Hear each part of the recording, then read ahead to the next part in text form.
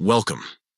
In this video, I'll be guiding you through a quick and easy process on how to mute a chat for 8 hours on WhatsApp when using the app on your PC. This feature is super handy if you need some peace and quiet from notifications without leaving the conversation altogether.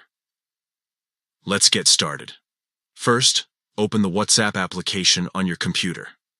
Make sure you are logged in and on the main screen where all your chats are listed. You'll see your recent conversations displayed on the left side of the screen. Next, find the chat that you want to mute. This can be either an individual contact or a group chat. Simply scroll through your list until you spot the one that's been a little too active and that you'd like to silence for the time being. Once you've located the chat, hover your cursor over it and right-click. This will bring up a small menu with different options related to that conversation.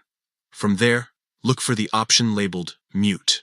When you click on Mute, you'll notice that WhatsApp now offers different time durations you can choose from.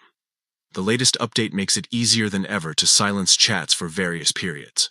For this tutorial, select the option that says 8 hours. By choosing this, you'll stop receiving sound alerts and desktop notifications from that specific chat for the entire 8-hour window.